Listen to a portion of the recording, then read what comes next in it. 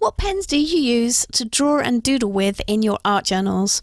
So you might have noticed recently that pens and inks have been very much on my mind.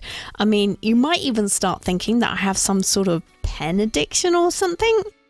So far here on my channel, I've used paint pens, markers, dip pens, nib holders, but what about a fountain pen? I love sketching with fountain pens, but can they work in my art journal? I thought I would try it out and see how it performs, so let's give it a go. Probably more important than the pen itself is the ink. The ink I'm using is the Document Ink made by Atramentis, which is a German company, and this ink is water resistant. If you are into your fountain pens, then you'll know it is a property that's quite hard to find, as most fountain pen inks are dye-based and water-soluble. There are a few water-resistant inks around for fountain pens.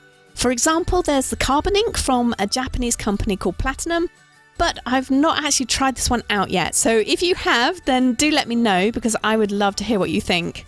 The thing about the carbon ink though is that it does need quite a lot of maintenance from what I've heard, and you need to use it very frequently and make sure you clean out the pen regularly.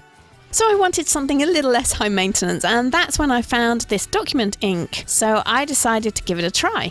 And if you want to try it out too, then I've placed all the products that I've used today in the description under the video as usual, so just click that show more button if you're on desktop, or the triangle near the video title if you're on mobile. I'm working in my junk journal and I have a layer of acrylic paint with a chalk finish already on this page. Now I'm pretty sure that this paint is the Paper Artsy Fresco finish paint, but as I put it down quite a long time ago, I can't be 100% certain, but it has the feel and the finish of the Paper Artsy paint, so I think that's what it is. And the pen seems to be working really nicely on this surface. These two hands from my junk journal page just kind of popped out for me, and I thought they would make a good starting point to get this art journal page rolling.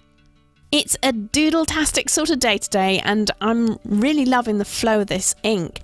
I'm using a Lamy Safari fountain pen with a converter so that I can use the ink. And this is kind of like an entry-level fountain pen. And if you want to know, this is also a fine nib that I'm using. Oh, and if you're wondering why the pen is made up of different coloured parts, well, that's because I have a few of these pens now, and I like to mix and match the pen casings because, well, that's the sort of thing I do.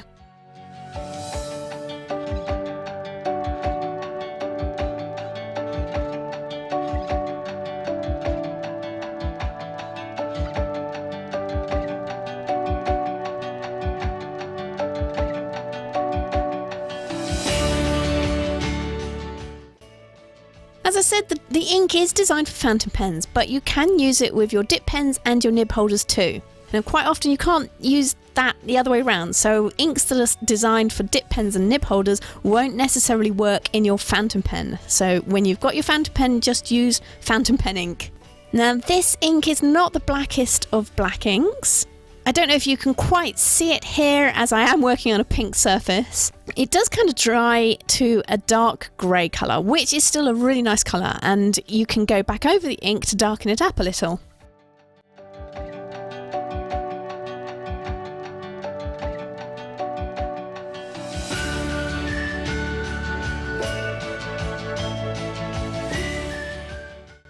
This page is one of those organic, unplanned pages, and as it grew, I decided to use up some more of those journaling cards that you saw me use in my last video, that Sunday art video. I know, once you have rediscovered some stash, you kind of get hooked on it all over again, don't you? Anyway, if you missed that video, I've linked it up in the YouTube cards and in the description below so that you can catch up with that one too. Now, here's a little trick for you. I wanted to cut the pattern paper to fit along the drawn line on that hand.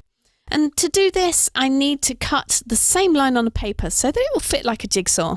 So I've grabbed a piece of tracing paper and a soft pencil like a 2B or upwards. I'm drawing the line I want to repeat on the tracing paper. Then turn the tracing paper over and draw the line again. Now turn it back right side up and place it over the pattern paper. When I draw over that line now, I'll transfer the graphite that I put on the back onto my pattern paper, and that just makes it easier to cut out the same line from that pattern paper. Now doing it this way round means that I can line up the pattern as I want it, But if you don't need to line up the pattern, then just skip the step where I drew the line again on the back of the tracing paper, and just turn both of the tracing paper and the pattern paper over instead and draw the line onto the back of the pattern paper. I hope you got that. If you didn't, give me a shout and I'll demo it.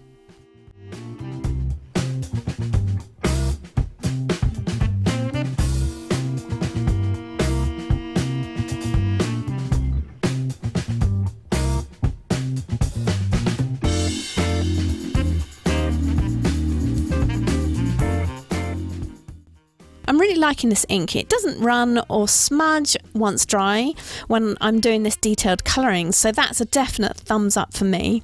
I'm going over the lines a bit with my paint here, not on purpose. So we will see how the ink performs on this acrylic paint when I go back over the line to clean it up. Now this is quite a flat page, so there's no extra texture on it other than the colour. I don't think a fountain pen would work particularly well on a very textured page, so I'll probably stick to my paint pens for those kind of pages. But on a page like this, it works beautifully. I'd love to know if you use or have used a fountain pen in your work, so do let me know, and let me know what ink you are currently using too in the comments below.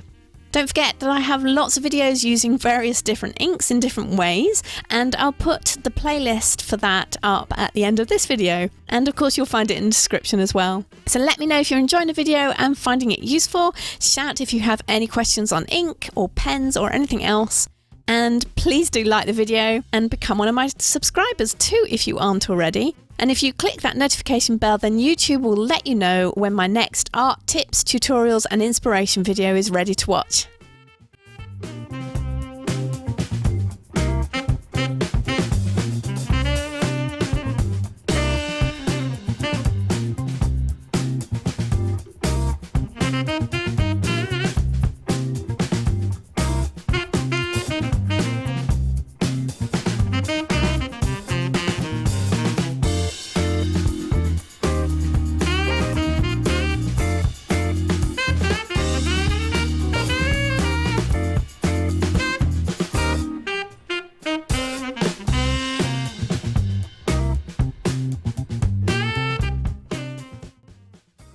Now, I wasn't really liking those raw paint ends, so I decided to blend them away with a little bit of stenciling.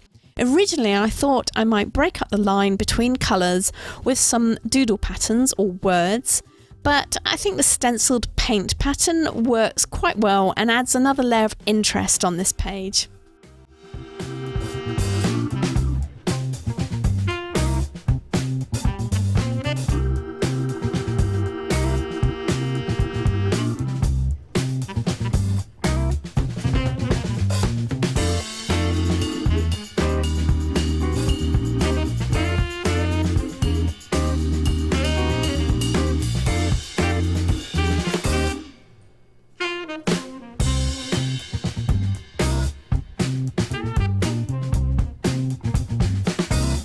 I'm just going back over some of that line work, particularly where I went over it with the paint, but you can see what I mean here about darkening up the ink with more layers if you want to.